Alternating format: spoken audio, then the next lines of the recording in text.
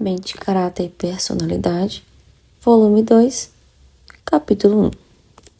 Necessária a ação harmoniosa de toda a personalidade. Misterioso interrelacionamento.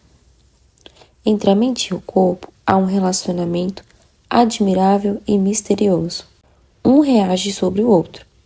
Manter o corpo em estado sadio, a fim de que desenvolva a força para que cada uma das partes do organismo vivo possa agir harmoniosamente, deve ser o primeiro estudo de nossa vida. Negligenciar o corpo é negligenciar a mente. Não pode ser para a glória de Deus que seus filhos tenham corpo doente e mente fraca. A harmonia depende da conformidade com leis fixas. A harmonia da criação depende da perfeita conformidade de todos os seres, de todas as coisas animadas e inanimadas, com a lei do Criador. Deus determinou leis não somente para o governo dos seres vivos, mas para todas as ações da natureza. Tudo se encontra sob leis fixas que não podem ser desrespeitadas. No entanto, ao mesmo tempo em que tudo na natureza é governado por leis naturais, o ser humano unicamente, dentre todos os que habitam na terra, é responsável perante a lei moral. Harpa de 1000 cordas.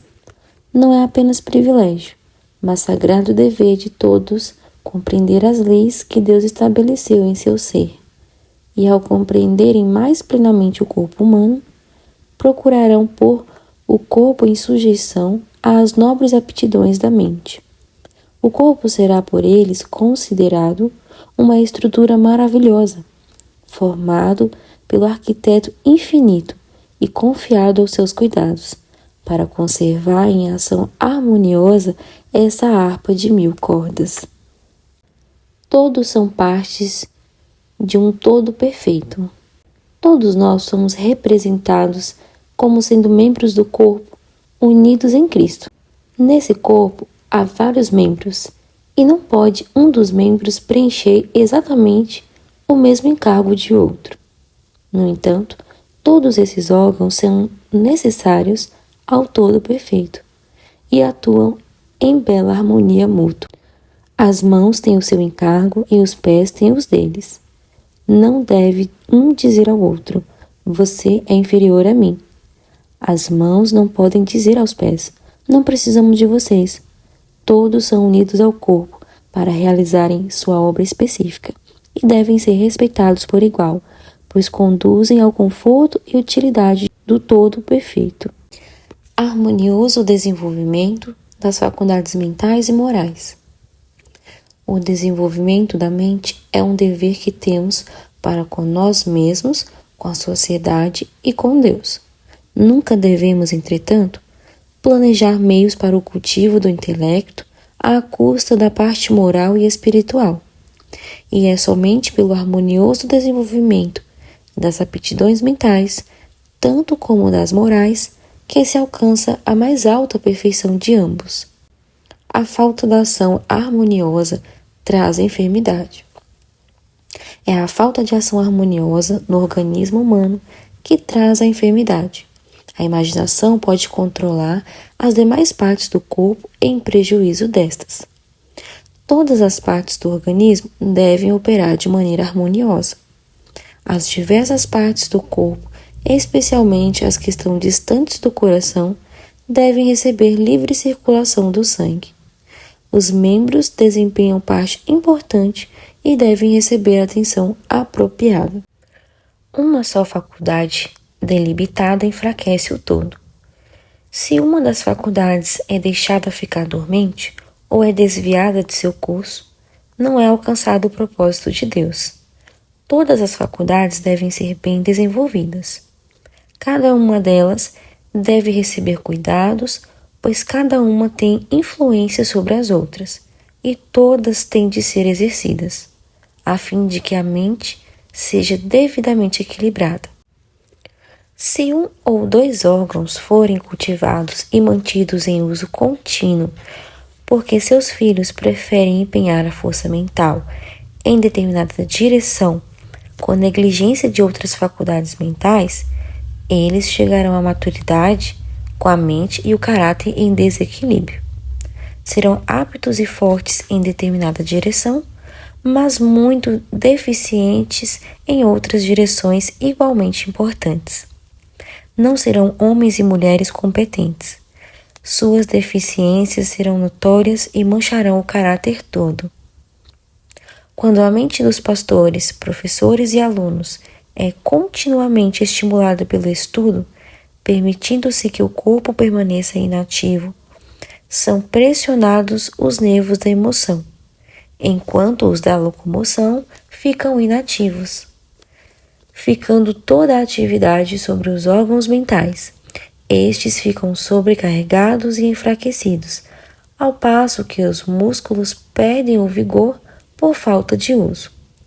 Não há vontade para exercitar os músculos mediante o empenho e trabalho físico, porque o corpo parece cansativo. Cuidado quanto ao excesso de trabalho. Lembrem-se de que o ser humano tem de se preservar o talento da inteligência dado por Deus, conservando a estrutura física em harmoniosa ação. É necessário o exercício físico para que se desfrute saúde. Não é o trabalho, mas o excesso dele, sem períodos de descanso, o que faz desfalecer as pessoas, pondo em perigo as forças vitais. Os que se excedem no trabalho logo chegam ao ponto em que trabalham desesperadamente. O serviço prestado ao Senhor é executado com alegria e bom ânimo. Deus deseja que introduzamos ânimo, vida e confiança no nosso trabalho. Os obreiros que trabalham com a mente devem dar a devida atenção a cada parte do corpo humano, equilibrando a atenção. O esforço físico e o mental, combinados prudentemente, conservarão o homem todo em condições de ser aceitável a Deus. Tragam ao cotidiano de trabalho esperança, ânimo e amabilidade. Não se excedam. É muito melhor deixar por fazer algumas das tarefas planejadas para o dia do que se exceder e ficar sobrecarregado, perdendo o ânimo necessário para o cumprimento das tarefas do dia seguinte. Não violem hoje as leis da natureza, para não perderem as forças para o dia seguinte. Conselho para alguém que usava linguagem exagerada.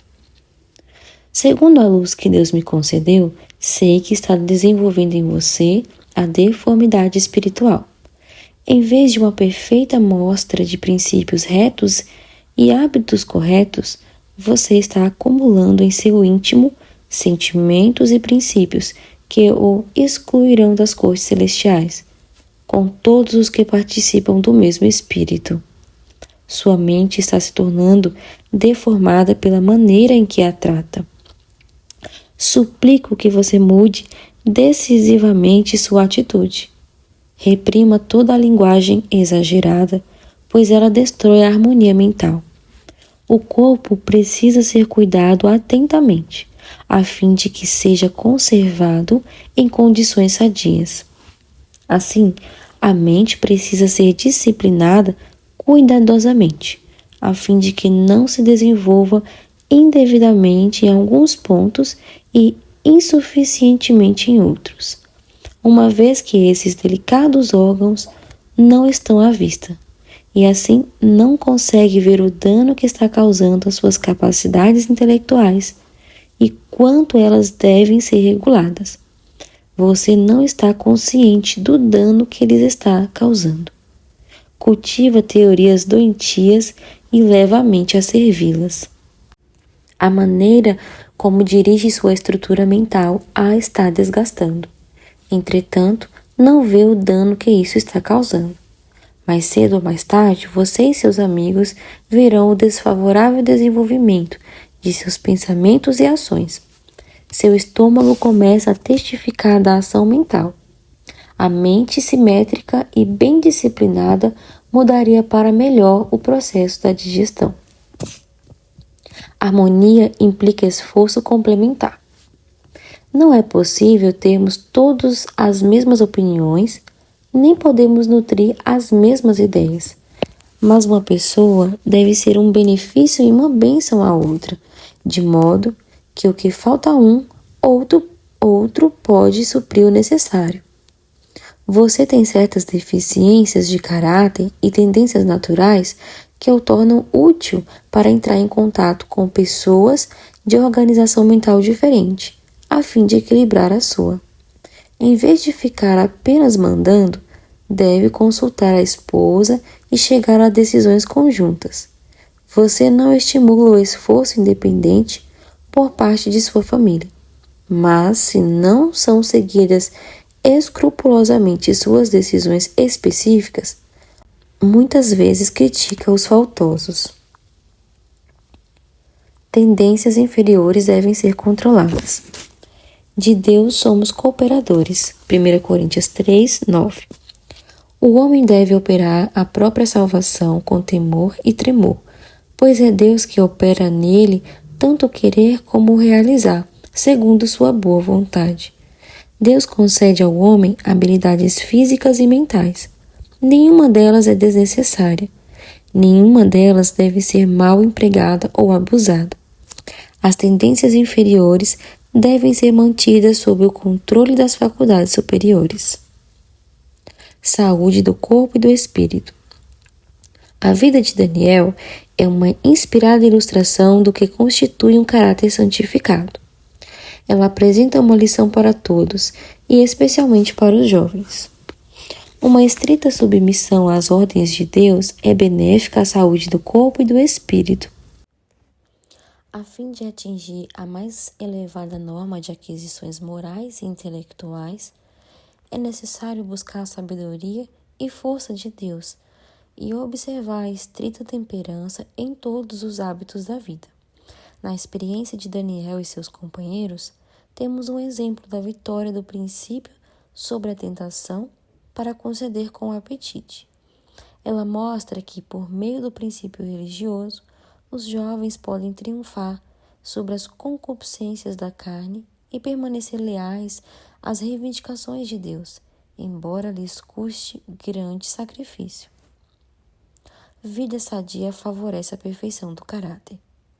Uma vida pura e sadia é mais propícia à perfeição do caráter cristão e ao desenvolvimento das aptidões da mente e do corpo. Mente, nervos e músculos devem trabalhar em harmonia. Pelo uso apropriado e pleno de nossas habilidades, dando-lhes o mais útil emprego, mantendo sadio todo órgão, de tal maneira que espírito, nervos e músculos atuem em harmonia, podemos prestar o mais precioso serviço a Deus. A felicidade, fruto da ação harmônica de todas as faculdades. Os que servem a Deus em sinceridade e verdade devem ser um povo peculiar, diferentes do mundo e dele separados. Seu alimento será preparado não com o objetivo de estimular a glutonaria ou satisfazer o paladar pervertido, mas para assegurar-lhes maior força física e, consequentemente, melhores condições mentais. Nosso Pai Celestial nos concedeu a grande bênção da reforma de saúde, para que possamos glorificá-lo, atendendo às reivindicações que ele tem sobre nós. A ação harmoniosa e salutar de todas as energias do corpo e da mente resulta em felicidade. Quanto mais elevadas e aprimoradas essas energias, tanto mais pura e perfeita a felicidade. Influência da alegria. O povo de Deus tem muitas lições a aprender. Terão perfeita paz se mantiverem a mente firme naquele que é sábio demais para errar e bom demais para lhes fazer dano. Devem tomar o reflexo do sorriso divino e fazê-lo incidir sobre os outros. Devem ponderar quanta luz divina podem levar para a vida dos que os cercam. Devem se conservar perto de Cristo, tão perto que se assentem junto dele, como filhinhos seus em agradável e sagrada união. Não devem jamais se esquecer de que, recebendo o afeto e o amor de Deus, estão sob a mais solene obrigação de comunicá-lo aos outros.